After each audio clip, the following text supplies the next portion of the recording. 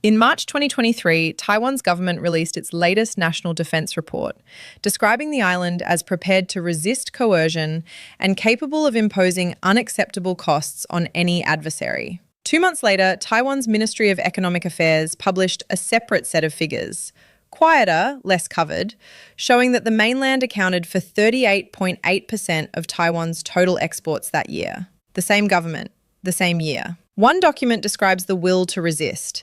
The other describes the architecture that makes resistance a more complicated question than the first document allows. That gap is not an accident of bureaucratic timing. It is the subject of this video. The story that most coverage tells about Taiwan begins somewhere around 2016, when cross-strait relations began to cool under President Tsai Ing-wen, or perhaps 2020, when the pandemic accelerated a broader conversation about supply chain exposure. But the sequence that matters starts earlier. Much earlier, and it starts with a decision made not in Taipei or Beijing, but in a trade negotiation room in Geneva. In 2001, China was admitted to the World Trade Organization. The admission followed 15 years of negotiations and carried a series of conditions China agreed to meet: lower tariffs, market access commitments, dispute resolution obligations. What it also carried, less discussed, was a clause in the accession agreement under Article 15 that allowed WTO members to treat China as a non-market economy for the purposes of anti-dumping calculations until December 2016.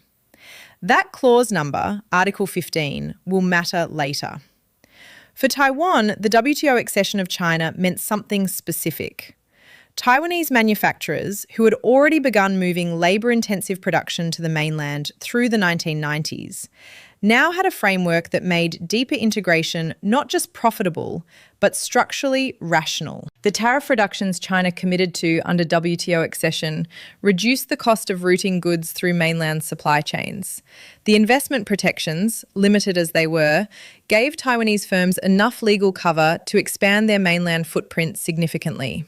By 2010, Taiwanese companies had invested an estimated $150 billion in mainland China, a figure the Taiwanese government's own investment commission acknowledged was likely an undercount, since much of the capital moved through third-party jurisdictions, primarily the Cayman Islands and British Virgin Islands, to avoid regulatory scrutiny on both sides of the strait. What this produced was an economic relationship that grew in depth and complexity during exactly the same period that the political relationship was being managed as a standoff. The military posture said, "We are adversaries."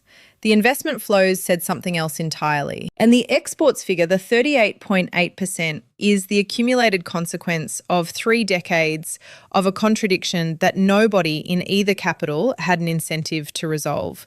The question that sits under all the defence reporting, all the military analysis, all the semiconductor security frameworks is this: when a society's largest trading relationship is also the relationship it is preparing to go to war with, what does resistance actually mean? Economically, structurally, at the level of the firms and supply chains and banking relationships that would have to survive a conflict? That question has a shape. The shape has been forming since 2001. And the answer it is pointing toward is not the one that fits neatly into either the hawkish or the reassuring version of the Taiwan story. The mechanism behind that export figure is worth tracing carefully because the number itself understates what it represents. 38.8% of exports is a destination figure. It tells you where goods are going. It does not tell you where the production inputs are coming from, where the capital is domiciled, or how many Taiwanese firms have organisational structures that cannot function if the cross-strait relationship is severed. When you account for those dimensions, the dependency is not a trade relationship. It is a circulatory system. The architecture assembled over those 3 decades followed a consistent logic. Taiwanese firms, particularly in electronics, precision manufacturing and petrochemicals, moved their lower margin, labour-intensive production stages to the mainland while retaining higher margin design, engineering and final assembly functions in Taiwan.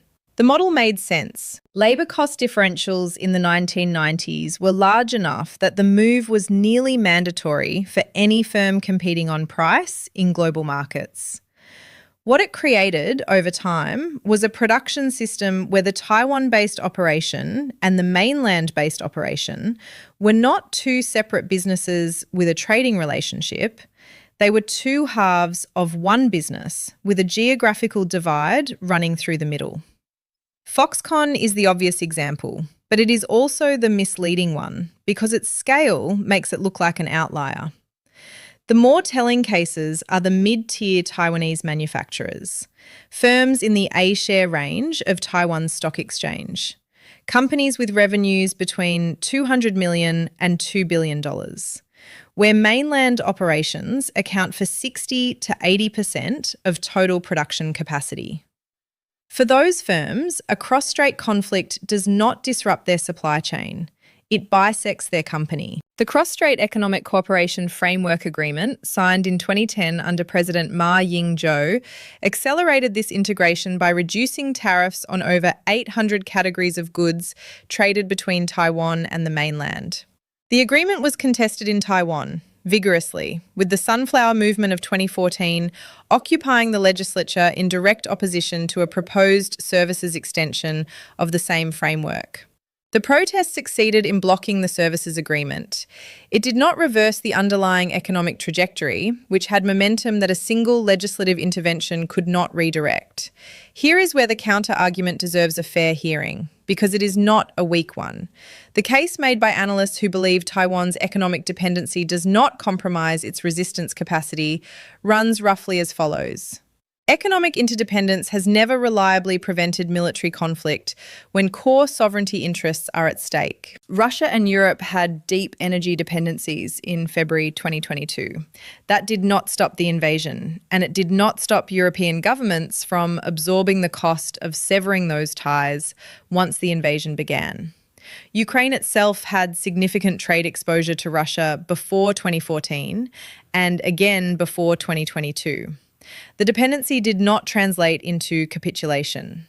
Taiwan's democracy is genuine. Its public support for maintaining the status quo, which functions operationally as resistance to unification, has remained stable across multiple election cycles. The economic relationship with the mainland, the argument continues, is a source of leverage as much as a source of vulnerability. Beijing needs Taiwan's technology and manufacturing capacity. Destroying that through military action would be economically self-defeating. The dependency on this reading runs in both directions, and bilateral dependency is a form of deterrence, not a trap. This argument is made seriously by serious people. The Brookings Institution's 2023 report on cross-strait economic relations makes a version of it. So does work coming out of the Rand Corporation on the costs Beijing would absorb in a conflict scenario. The mutual dependency logic is real, and it would be a mistake to dismiss it. But the argument has a structural gap, one that the counter-argument's own sources acknowledge without fully resolving. Mutual dependency assumes both parties calculate the cost of conflict the same way, weight economic disruption the same way, and operate under political systems where economic pain translates into the same kind of constraint. The assumption held in some cases, it failed in others.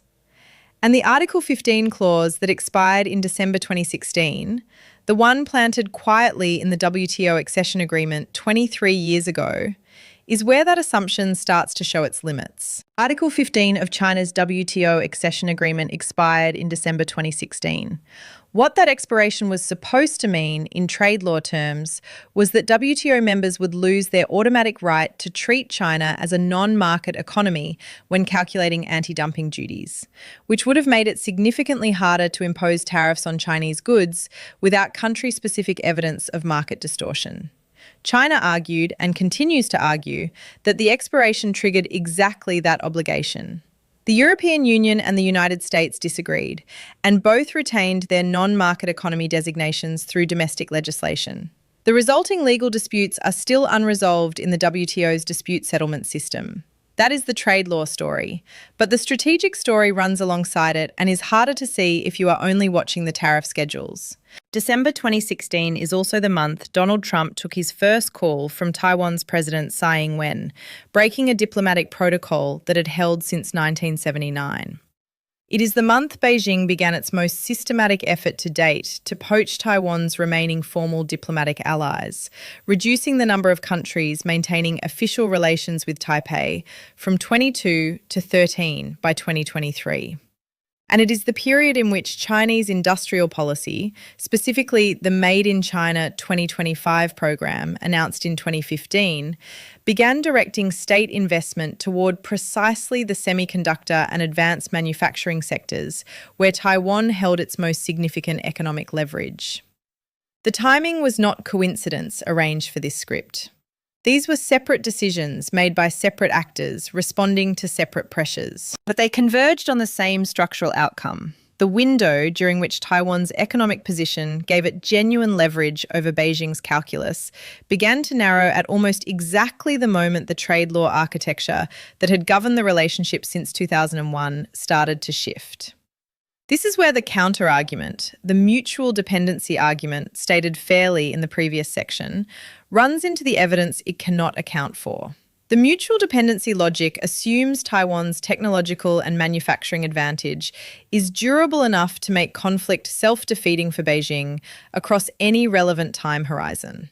But Made in China 2025 and its successor frameworks are explicitly designed to compress that time horizon. China's semiconductor self-sufficiency rate was approximately 16% in 2020, according to the China Semiconductor Industry Association. By 2025, the target the program set was 70%. The actual figure reached was closer to 23%. The program underdelivered significantly, and the US export controls introduced under the CHIPS Act in 2022 slowed progress further. But the direction of travel is not ambiguous, and the underdelivery does not invalidate the logic. It extends the timeline, it does not eliminate the destination. What I keep coming back to is this. The mutual dependency argument is strongest precisely when Taiwan's irreplaceability is highest. And that irreplaceability is the one variable in this entire equation that is being actively, deliberately, and well-resourcedly eroded from Beijing's side. The counter-argument assumes a static balance. The actual balance is in motion, and the motion has a direction. This is what the Article 15 detail reveals when you return to it with full context. The expiration of that clause was framed in 2016 as a trade law dispute about anti-dumping methodology. What it actually marked was the end of the period in which the WTO accession framework was the primary architecture governing the cross-strait economic relationship. After 2016, both sides began building new frameworks. The US with its chip controls and friendshoring initiatives, China with its dual circulation strategy explicitly designed to reduce vulnerability to external economic pressure. The relationship did not end, but the terms on which it was conducted shifted from integration to managed competition, with both sides simultaneously maintaining the economic flows that the existing structure required and building the infrastructure to eventually operate without them. Taiwan sits at the centre of that contradiction, still exporting 38.8% of its goods to the mainland, still hosting the semiconductor capacity that both Washington and Beijing consider strategically essential, still operating the cross-strait economic architecture that 3 decades of integration built. But the architecture is now being dismantled from both ends simultaneously, at different speeds, with different tools, and with consequences for Taiwan's room to manoeuvre that have not yet fully appeared in any headline. The defence report and the export figures were published 2 months apart in 2023 by the same government. That gap between the document describing the will to resist and the document describing the economy that resistance would have to survive is not a communication failure. It is a structural condition that Taipei has managed with considerable skill for 3 decades. The skill involved holding 2 incompatible realities in parallel without allowing either to fully collapse the other. The political relationship stayed frozen at managed hostility. The economic relationship deepened past the point where freezing was still possible.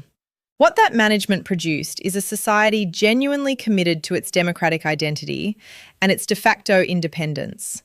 That commitment is real, it shows up in polling consistently, and it would be a mistake to treat it as performance.